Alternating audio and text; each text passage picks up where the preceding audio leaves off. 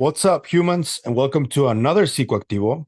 I'm going to talk about a topic that I've been struggling with over the last couple of months since the date for the new administration was coming towards us. And as a Mexican man who lives in the border, a lot of the stuff that happens in the border, I need to pay attention to it because I live in a border city, Tijuana.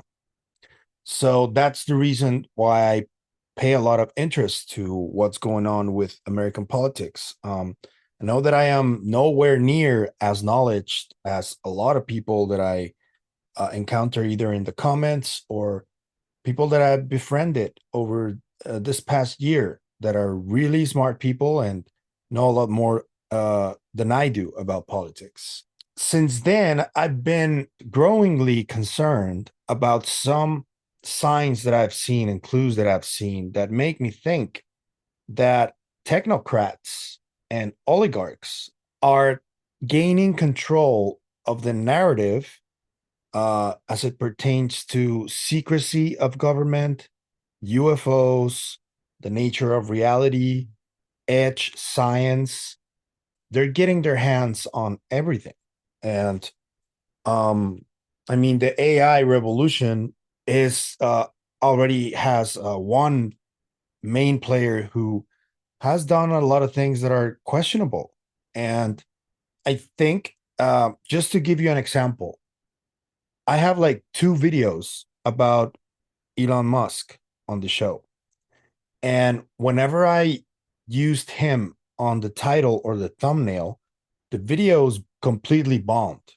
And I considered they were topics that could pique the interest of people. And it was really unusual. They like did nothing. Some of them I even did them with when I was still helping out Christian editing videos and doing my own videos with him on his channel. And they bombed. And they still have very low number of views. So just to be safe, I try not to mention him at all. Sometimes I do, but I don't necessarily say his name, and I will never use him on thumbnails or titles anymore. I just have a bad feeling about it. But I am watching him constantly when it comes to UFOs and the nature of reality and how much power he has because now he was just in a press conference with the president to talk about his Doge initiative. And this is just like an example of what could become a cautionary tale that we've seen over and over throughout history.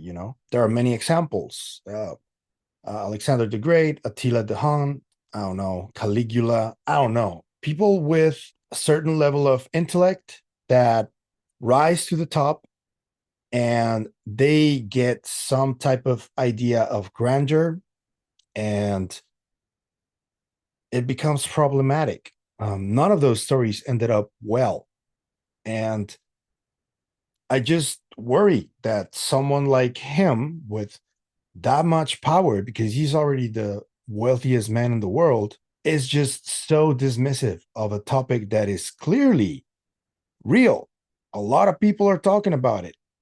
People from the military, people from politics, important people with credentials are saying this is real. And if you want to use the argument that they're like under mass hysteria or they have a plan to disinform the people, I mean, you're within your right to believe that. But the fact is that people in high positions of power, including presidents, have already stated that UFOs are real. That is the reality.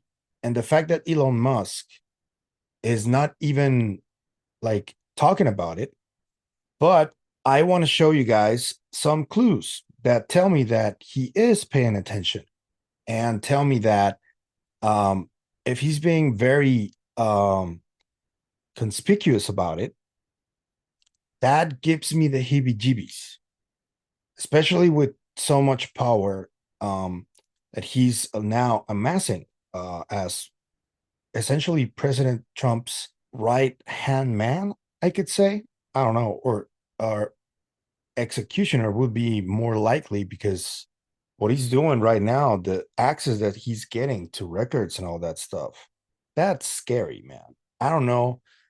I don't know what his intentions are. I know that a lot of people trust him.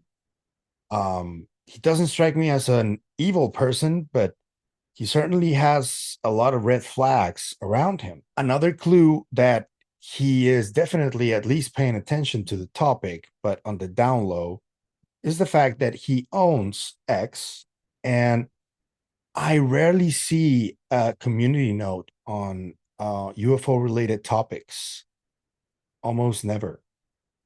And it is one of the most talked about topics in the entire platform. That is the truth. So that's another clue. But today, I received a couple of other clues. One is a set of news that says the following: Doge discovered an identification code linking US Treasury payments to a budget line item, which accounts for nearly 4.7 trillion in payments. This line item was oftentimes left blank. Quote, the Treasury Access Symbol, TAS, is an identification code linking a Treasury payment to a budget line item. Standard financial process, end quote.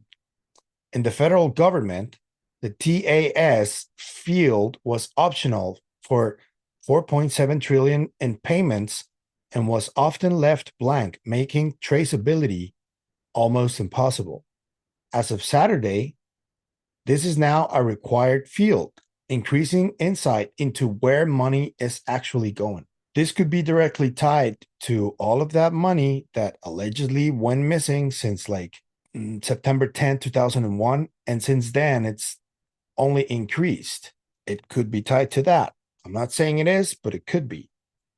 And there's already talk about this audit against the Pentagon. And I have a feeling that these two are connected. So this is a move directly from Elon Musk. Another clue is that Elon just posted this himself. He posted, he's speaking to Grok because he just launched Grok 3, and he's claiming that it's the smartest AI in the world. And so why would he ask specifically this? Using all of your abilities, provide 3 useful, truly novel insights about the nature of gravity and why it is unable to be influenced like the other fundamental forces yet to be understood by any published work.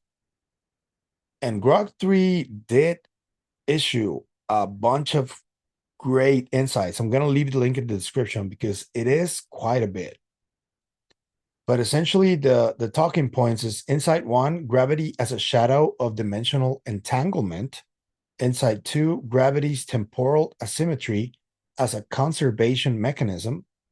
Insight number 3, gravity as a phase boundary effect. And synthesis and implications. So this is a very comprehensive notes on how to do this. But the question is, why is Elon Musk asking this to Grok? And the answer might be, and this whole talk that has emerged since last November. I don't know if you guys have been following, but this podcast called the Ecosystemic Futures Podcast had people from NASA who are currently active in NASA. And they're talking about alien-derived technologies as if it was nothing, as if it was already here. I'm going to leave a few videos here of Richard Bandurich and Dr. Hal Puthoff. I'm CEO of Fuel Propulsion Technologies. My background is electrical engineering and mathematics. And 40 years ago, I was involved in a company, the part owner that used to do reverse engineering. And one of the things that came out of there, some of the NGOs that were trying to reverse engineer advanced technologies that pinged us to look at some of the stuff they had. And that got me really curious because this stuff was definitely way more advanced than we actually have. So one of the things that ended up is I ended up getting pulled into classified programs. And there, one of the things I wanted to look at was to see if the U.S. government actually was using these technologies. And it turned out that my conclusion was the U.S. government was not. So the ones that I worked with were trying to figure out how these rather large craft, which people call triangles, would be able to disappear on a dime. So when we were set up looking at these triangles, when they decloaked and they recloaked, we didn't see anything like that. What we really saw was it appeared to be that these triangles were taking whatever was, an example would be whatever was behind them and actually projecting it in front of them, which might be equivalent to taking their light rays and bending it around the actual triangle. And so our conclusion, they were doing something along those lines. They were probably doing it with a lot less energy. But some of the conditions we observed them on was a lot of times where they were observing behind them would be a little different than what we would be observing. So what they would do is we would assume would be projecting what's behind them in front of them, but it really wouldn't be quite what we would be seeing. And then we had an idea that we could probably track these triangles because their cloak or whatever they're using to bend the light around them was never going to be exactly the same. So some of that work that I was doing with NGOs was really exciting. But one of the other things that comes out of this is these individuals or whoever this group is that has this advanced technology probably does not want us to reverse engineer what they're working on. So they're probably using their methods or their technologies to try to keep us from doing things like reverse engineering or exploring how they work, just because of the fact that gives them an advantage over us. They were smart materials. Like one of the things is when these materials, you'd be looking at them and you try to reverse engineer them, that they would turn to dust. And they would do it within a minute or two. And then so you could take the dust and then set it off and get the isotopic analysis done on them. And they were extraterrestrial. But these materials, I mean, we're looking at something that's hundreds of years ahead of us. When you look under a microscope, or an electron microscope, you're looking at something that's composed of very small particles that seem to be communicating with one another. So those are the things that I've been involved in that we can talk about. But, I think that's one of the reasons why extraterrestrial materials are not really available to most people, is because most of them are set to disintegrate if they get in the wrong hand. Isotopic analysis of the dust that's left behind tells you it's extraterrestrial, at least where it was manufactured. But so we're looking at materials that can reconfigure themselves. They are composed of small subunits. So the type of things I looked at were something as small as a sliver of metal. The head would reconfigure itself depending on where it was. It would cloak itself and it would try to blend into the environment. So the ones that this one NGO used to get a hold of were the ones that were technically broken. I guess the ones that didn't really function very well. So then you could collect them every once in a while and then try to analyze them. You could do things like split them apart. They would attempt to find each other or reconfigure. Some of the experiments they did was we took one of those and we put it on a very hot surface of about 3,000 degrees. And what it would do is it cooled the surface around itself. And then when we took the device off and then waited again, we would find that the mass would be reduced by a certain amount. Do these feel like programmed materials to you, Richard? Yeah, they were, like I was saying, they're more intelligent materials. Like these subunits probably had computational functionality, right? Because they knew what their neighbors were all about, and they knew they could reprogram themselves to be something different, right? If they needed to change themselves. So these are really curious types of materials. So that's how we could kind of tell they were extraterrestrial, because these things weren't like decades ahead of us. They were probably hundreds of years ahead of us. We found that they were layered alloys at the micron levels, and none of our technologists, even in the big aerospace corporations, could make these layers bond together. So just by their physical construction, we could tell it was way beyond anything that had been manufactured in our ordinary technology here on Earth. Yeah, that's what I saw too. You were looking at the outside of a craft or materials that came from a crashed spacecraft or something? Yes. Yeah, so we were looking at very little things. They seem to deposit all over the world. We were estimating there's probably trillions of these things that are deposited, and they have all sorts of functions, which really kind of implies that maybe this group is actually manipulating our species. Mm. But you can still acquire those. You know where to look for them. We know how to find them. Well, if you find a hatful, why don't you send them our way and we'll take a look at them. Yeah, that's it. So the group I used to work with, I don't talk with anymore because they got upset at me for talking. So, but I have an idea where someone could get them. I guess what you're saying, Richard, is they're ubiquitous, right? And so there's a variety of sources in terms of where to get these. Yeah. We were assuming that they're everywhere, right? Even the ones that would work, we would never be able to find because they would cloak themselves or reconfigure themselves to be something. But not all of them are functional, right? And Elon is, in one way or another, indirectly linked to people who are interested in this. As you guys know, he founded PayPal alongside Peter Thiel. Peter Thiel has a company called Palantir. There's this other company called Total Capital, who a few days ago in the Financial Times, there was an article that claims that they filed for alien technology. It says Total Capital has filed to invest in reverse engineered alien technology with the Total Capital UFO Disclosure AI powered exchange traded fund, which is one of 8 new products the manager has registered with Securities and Exchange Commission. Regulatory filings show. So this is another major company that is already like making moves on this. And if so many companies and people from NASA who are still working at NASA are already talking about this as if it was real, it would be even stupid from Elon not to be interested in this.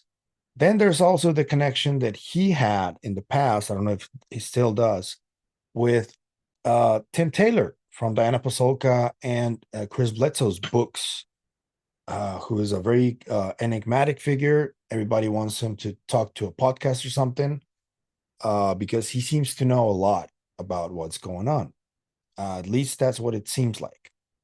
And he was, according to Diana Pasolka, in an already deleted tweet, she claimed that Tim Taylor, aka the Dragon, was Elon Musk's handler from NASA at a certain point. That is more than one clue that Elon is definitely interested in this. And I see that what's kind of going on right now is people want to find out what's going on. They're trying to get disclosure, but there are different efforts with different plans or outcomes. There's the effort from the government, which I don't know if it's completely transparent. I would doubt it. I don't think they're gonna tell us anything, everything. I think whatever they consider national security, they will keep under wraps. And I don't think there's an option to make them change their mind there. So that is not the full enchilada. The other effort is coming now from these people, technocrats. And I don't know if you guys agree with me. I know that there's a lot of concern, as I've expressed here. But if you really think about it, the world is already under their control because they have all of the social media in the world. We are subjected to all of these social media. I run a YouTube channel. I depend on YouTube, and I have to take care of what I say. Be very careful. If I want to not be banned or get my channel taken down. And Google is another one. It's a massive company that controls a lot, you know? And people who say that we don't want technocrats or oligarchs to take control of the topic, that ship has sailed already, you know? Because we're already under a lot of their control. That's the reality. I guess what I just would like, if this is happening already, I don't think we're getting the disclosure that everybody wants, you know? But there seems to be like a struggle for power right now between technocrats and the people from the legacy companies, aerospace companies and technology companies, the ones that got in on the secret since the 50s. And right now, there seems to be like a struggle at the top to get a hold of this, because clearly the technocrats already know that this might be real. So naturally, they're starting to make their moves. And I think that they're being very conspicuous about it for a purpose, because I don't think it's going to be easy. I guess I would just say, because I don't think technocrats can be stopped, if I'm honest with you, especially the ones today, especially with Elon so inside the White House. But it would be nice if you get the full enchilada. Some things that maybe you want to monetize, make them open source too. That would be my only suggestion or plea or whatever you want to call it. Because if you guys can't be stopped, if Sam Altman can be stopped, if Elon can be stopped, and all those guys that seem to want to have more control, that's the reality, then at least you can just have a dialogue with the people and listen to what they tell you or ask of you. If you consider yourself actually that you're helping humanity. If not, then that's going to make things a lot trickier, you know? Yeah, make it open source. If there is such a thing as free energy, don't monetize it. Don't perpetuate the cycle. That's what we want to end. I get it that you think that there can be a future where materialistic paradigm and the idealistic paradigm can merge to some level. I understand that, but I think that you guys need to like keep your checks and balances on point with us, the people, because don't forget, if the people didn't exist, you wouldn't have your fortunes. You are what you are because people buy things from you. That's the reality. So I guess you owe at least constantly transparent explanation of what you're doing if you have that much access. And when it comes to the UFO topic, if it's real, if something has been hidden from us, and it's keeping us in this endless void of like war and disease and division and negativity, I guess we deserve to know what's going on. And if there is such a thing as free energy, everybody deserves it. So make it open source, please. If you want to monetize other aspects of this technology that, I don't know, can make better phones or better communications, stuff like that, I mean, that's cool. But if free energy exists, make it free, really, for everyone.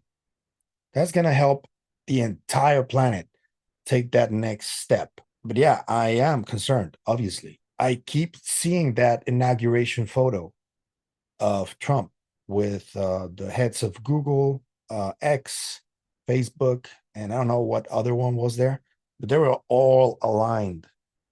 And I kept thinking, I mean, maybe Trump is kissing their ring because they do own pretty much everything around here, you know, those four guys and others that weren't there. But yeah. So I don't know. I hope I'm just tripping and there is full transparency from all sides that are doing this right now. I'm not scared that Elon is going to rob my money, as Joe Rogan said recently. I'm just concerned about technocrats taking control of the UFO topic. If there's going to be a change and the truth is going to come out, that's a problem, I think. I don't know. I just hope also that politicians don't fall in that game, because they're trying to make the economy boom, and you got to fix the division issues, you got to fix the poverty issues, you got to fix everything before we start thinking about making the economy bigger. This was a long-winded one. I'm sorry, but I just wanted to talk to you guys about this. I don't know what's going to happen, but it does seem like there is a move going on and we don't know what's going to happen. So I just wanted to talk a little bit about this and let you guys know. I want you guys to tell me, what do you think about this idea that technocrats are starting to move in on UFOs? If it doesn't concern you, because I know there's a lot of people that support this, I don't not support it, but I'm concerned about certain things, So as long as we keep it all like completely transparent, I think we're gonna be okay. If it's good people up there, empathetic people. But let me know what you think. Do you think I'm overreacting? Do you think it's a really bad idea? Do you think these technocrats would tell us everything? Certainly something to think about and ponder, right? Let me know what you think in the comments. I want to hear everything. I'll be looking at the comments for a little bit. I hope that this video doesn't get banned or demonetized for what I'm saying. It's a small channel. I don't think so, but I am a little bit concerned. I'm not going to lie. Okay, so if you like the content you see, I'm going to ask you to please like, share, comment, subscribe, hit the bell icon so you can get notified when a new video drops. If you want to support the channel in any other way, I'm going to leave a few links in the description. Take your pick. Thank you for the support. We also have a members channel, and we are on the KGRA website, so you can also be part of the community right there.